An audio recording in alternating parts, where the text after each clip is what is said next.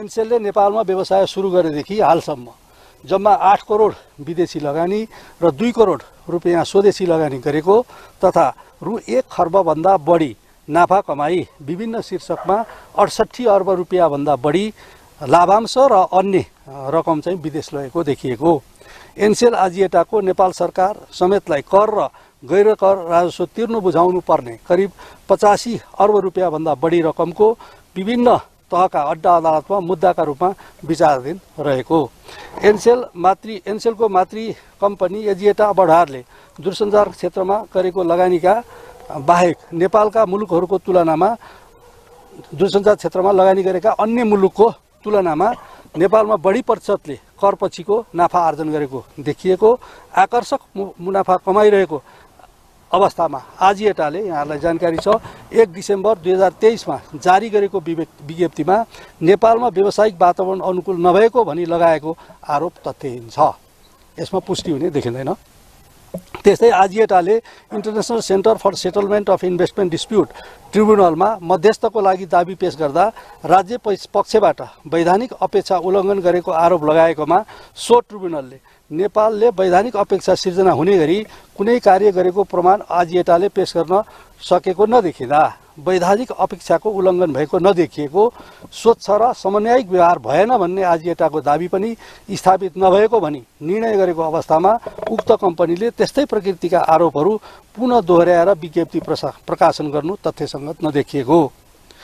आजिएटा group बढार र स्पेक्टलाइट UK बीच 1 December 2023 मा भएको एनसेल आजिएटाको शेयर खरिद बिक्री सम्झौतामा उल्लेखित कारोबार समान व्यावसायिक व्यवहारको सिद्धान्त आर्म्स लेन्थ प्रिन्सिपल भन्छ मा आधारित भएको नदेखिएको, बिक्रीकर्ता पक्ष हाबी भई खरिद कक्षा पक्ष स्वाभाविक भन्दा बढी शर्त राखेको, शेयर बिक्री पश्चात वर्षौंसम्म पनि विक्रेताले आफूले बिक्री गरेको कम्पनीको लाभांश लैजान पाउनुपर्ने, मुद्दा गर्न पाउनुपर्ने, कम्पनीको ऋण तथा दायित्व समेत बिक्रीकर्तामा नहुने जस्ता शर्तहरू उल्लेख भएको देखिएकोले उक्त सम्झौता स्वतन्त्र ढङ्गले भएको स्वाभाविक सम्झौता मान्न सकिने नदेखिएको। वार्षिक रूपमा नै अर्बौं मुनाफा आर्जन गरिरहेको नेपालको ठूलो दूरसञ्चार सेवा प्रदायक कम्पनी एनसेल आजिएटाले विज्ञप्ति मार्फत सार्वजनिक गरेको शेयर कारोबारको व्यावसायिक मूल्य र सम्झौताका शर्तहरू स्वाभाविक नदेखिएको, खरिदकर्ताको प्राविधिक क्षमता र करोडौं ग्राहकको टेलिकम कम्पनी सञ्चालन गर्न पर्ने आवश्यक वित्तीय क्षमता समेत असबल नदेखिएको।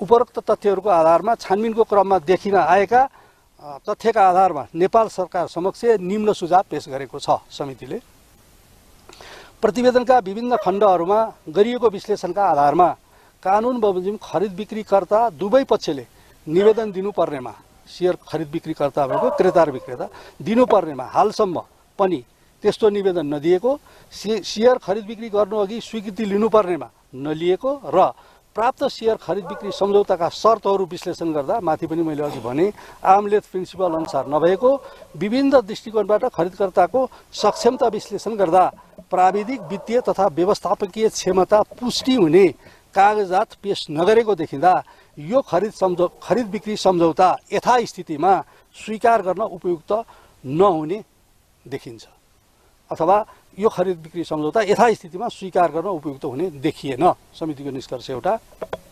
त्यस्तै एनसेल एजिएटाको अधिकांश शेयर खरिद बिक्री सम्बन्धमा प्रचलित कानुन सम्बन्धित निकायबाट पूर्व स्वीकृति लिएको नदेखिएको, हालसम्म एजिएटा ग्रुप बढार मलेसिया र स्टेटलाइट युके बीचमा भएको भनिएको शेयर खरिद बिक्रीको सम्झौताको स्वीकृतिको लागि कानुन प्रक्रिया सम्मत रूपमा निवेदन पेश भएको नदेखिँदा खरिदकर्ता कम्पनीको प्राविधिक क्षमता, लगानीको स्रोत, कम्पनीका सञ्चालकहरूको व्यावसायिक पृष्ठभूमि, दूरसञ्चार सेवा प्रदायक कम्पनी र तिनका सञ्चालकहरू बीचमा हुन सक्ने क्रस होल्डिङको अवस्था, नेपालको दूरसञ्चार सेवा प्रवाहको क्षेत्रमा विदेशी लगानीको नियमन, दूरसञ्चार सेवाको संवेदनशीलता, सेवा सञ्चालनको सुनिश्चितता र सेवा सञ्चालनको भावी योजना, नेपालमा विदेशी लगानीको वातावरणमा पर्ने प्रभाव, सम्झौताको पक्षहरूबाट हालसम्म भए गरेको कानुनी परिपालनाको वस्तुगत मूल्याङ्कन, सम्झौताका शर्तहरूको यथार्थपरकता, कारोबारको पारदर्शिता र कारोबार मूल्यको विश्वसनीयता जस्ता प्रतिवेदनमा विश्लेषण गरिएका तथ्यहरू र यस सम्बन्धी अदालतका आदेशहरू समेतलाई अध्ययन गरी नेपाल सरकारले आवश्यक निर्णय लिनुपर्ने।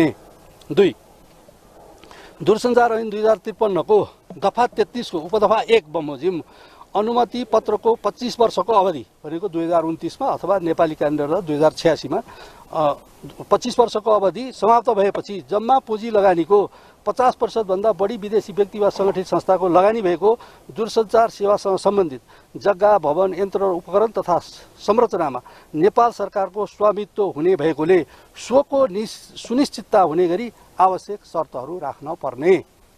यसपछिका निर्णयहरूमा विगतका एयरसेल कम्पनीको सेयर खरिद बिक्रीमा विभिन्न कम्पनीहरू मार्फत नेपालमा र विदेशमा अपारदर्शी रूपमा भएका कारोबारहरू, राजस्व चुहावट, विदेशी मुद्रा अपचलन र सम्पत्ति शुद्धिकरण भएको हुन सक्ने देखिएकोले सो सम्बन्धमा सम्बन्धित निकायहरूबाट अनुसन्धान हुनुपर्ने।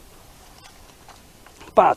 नेपालमा आर्थिक तथा व्यापारिक कारोबारमा ठूला र गम्भीर प्रकृतिका घोटालाहरू हुने गरेकोले तिनीहरूको निवारण गर्न अन्य मुलुकमा जस्तै अलग्गै संयन्त्र बनाई छानबिन र अनुसन्धान गर्नुपर्ने, सिरियस फ्रड इन्भेस्टिगेसन गर्नुपर्ने भने हो। यो नेपालका दूरसञ्चार सेवा प्रदायक कम्पनीहरूलाई अब अस्वाभाविक रूपमा फन्डेड र अनफन्डेड कर्जा प्रवाह गरी वित्तीय जोखिम सिर्जना भएको देखिएको हुँदा नेपाल राष्ट्र ब्याङ्कबाट थप अनुसन्धान हुनुपर्ने, विभिन्न ब्याङ्क वित्तीय संस्थाहरूको जहाँबाट ऋणहरू प्रवाह भएको छ। साथै एनसिएल, एजिएटा तथा अन्य सम्बद्ध पक्षहरूको कर परीक्षण गर्न बाँकी 2076-77 आर्थिक वर्षदेखि 79-80 सम्मको परीक्षण गर्न बाँकी रहेको रहेछ। त्यस्तो परीक्षण गर्न बाँकी रहेको कर सम्बन्धित कर कार्यालयबाट चाहिँ परीक्षण गरी कर दायित्व निर्धारण गरी असुल गर्नुपर्ने। 7. दूरसञ्चार 2053 लागू भए पश्चात नेपालको दूरसञ्चार क्षेत्र तथा सूचना प्रविधिको क्षेत्रमा भएको विकासलाई समेत सम्बोधन गर्न यस क्षेत्रका सम्बद्ध निकायहरूको भनेको सञ्चार सूचना प्रविधि मन्त्रालय र नेपाल दूरसञ्चार प्राधिकरण लगायतका निकायहरूको पुनर्संरचना गर्दै नियामकीय क्षमता अभिवृद्धि गर्ने र दूरसञ्चार क्षेत्रमा विदेशी नवीनतम प्रविधिहरूलाई समेत आत्मसात गर्न सक्ने गरी दूरसञ्चार सम्बन्धी प्रचलित दूरसञ्चार ऐन र अन्य सम्बद्ध कानुनहरूमा सुधार गर्नुपर्ने। 8.